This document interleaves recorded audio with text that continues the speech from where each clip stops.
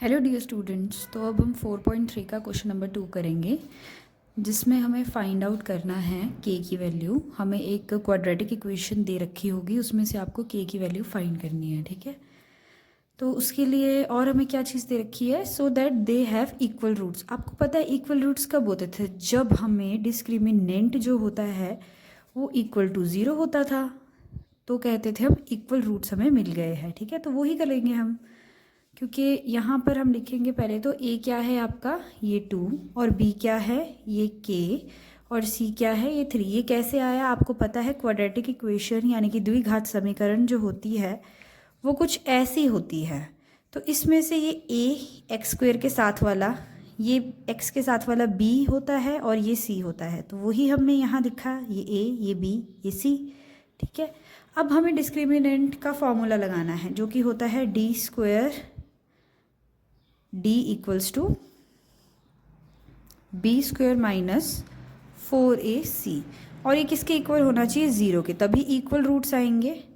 तो इसीलिए, और यहाँ पे b की जगह हम लगाएंगे के स्क्वायर है, b की जगह था के स्क्वायर उसके फॉर्मूले का माइनस 4, a क्या है हमारा 2 और c क्या है 3, इक्वल्स टू में 0।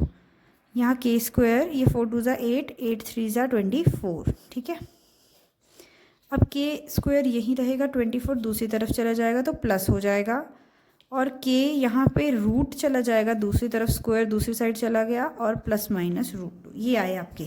ठीक है, और एक और चीज़, अगर आप ये ज़ीरो लगाना भूल जाएं तो आपको एक चीज़ पता होनी चाहिए, आपको के की वैल्यू फाइंड करनी है तो दूसरी तरफ कुछ ना कुछ तो होना चाहिए ना, तभी ये सब दूसरी तरफ जाएंगे। अदरवाइज़ ये क्या रह जाएगा, के स्क्वायर माइनस 24, तो वहाँ से के कैसे निकलेगा? ठीक है, तो इसीलिए यही देखना है कि आपने यहाँ पर हेल्प के लिए हमें इक्वल रूट्स दे रखा है। ठीक है, इसके बाद हमारा क्वेश्चन 2 है, जिसमें हमें दिख रहा है, ये भी एक गिवन हमें बोला है कि क्वाड्रेटिक इक्वेशन है। तो आपको देखना है कि इसमें से आप ए बी सी कैसे निकालोगे। सबसे पहले हम देखेंगे तो हमें डायरेक्ट एक्स स्क्वायर मिल नहीं रहा है, तो हमने इक्वेशन को सॉल्व करना है पहले, फिर देखना है। तो हमको दिख रहा है के एक्स अंदर जा रहा है इस ब्रैकेट के, तो भेज देते हैं, और अंदर जो है एक्स माइनस 2, इसका हम कुछ कर नहीं सकते हैं, ये आपस में माइनस तो होंगे नहीं, तो बाहर से अंदर चला जाएगा। तो के एक्स सेम है तो इसकी पावर ऐड हो जाती है, आगे ये प्लस अंदर गया, प्लस माइनस माइनस, ये 2 के एक्स आगे है प्लस 6 इक्वल्स टू 0।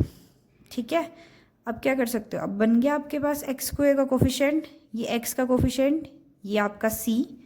तो हम बोलेंगे हेयर ए इक्वल्स टू के, ये देखिए ये एक्स स्क्वायर के साथ वाला ये, और बी इक्वल्स टू माइनस का 2k, और सी इक्वल्स टू 6। ठीक है, अब वही formula same, D square, sorry मैं बार बार डी लिख रही हूँ, it's D equals to B square minus 4ac। तो हमें पता है ये भी इक्वल टू 0 होना चाहिए। बी क्या है यहाँ पे, माइनस का 2k, इसका कर देना है ये वाला स्क्वायर, माइनस 4, ए क्या है हमारा k, और सी क्या है हमारा 6। ठीक है, और इक्वल्स टू 0। तो ये आ गया 2 2 ज़ा 4k स्क्वायर माइनस 6 4 ज़ा 24k इक्वल्स टू 0।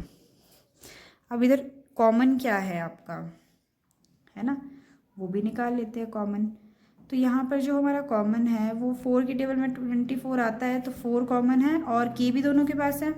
यहाँ से 4 बाहर आ गया है और एक के बाहर आया, तो एक के बच गया और ये 6 बच गया। ठीक है, जब आपने कॉमन निकाल दिया होगा ना, उसके बाद आपने चेक करना है दोबारा से मल्टीप्लाई करके, क्या ये बन रहा है। देखो 4 और के अंदर जा रहा है के से मिलने, तो 4k स्क्वायर बन रहा है, माइनस 4 इंटू 6 24, और एक के, हाँ है, तो मतलब हमने कॉमन ठीक लिया है। अब 4k से एक हमारा 0 आ जाएगा, और एक हमारा ये, तो 4k इक्वल्स टू 0 और k माइनस 6 इक्वल्स टू 0, ये दोनों, ये और ये अलग अलग कर देना सेपरेट। यहाँ से k आ गया 0/4 इज़ 0, और यहाँ से k आ गया, इधर चला गया 6, तो हमारी अल्टीमेटली k की वैल्यू आई 0 एंड 6। ठीक है, इस तरह से आप फाइंड आउट कर सकते हैं, और हम बोल सकते हैं कि 0 k जो है वो 0 हो नहीं सकता, इसीलिए हम चूज़ करेंगे k को 6। ठीक है, ये आ गया हमारा। तो इस तरह से ये 2 क्वेश्चन थे।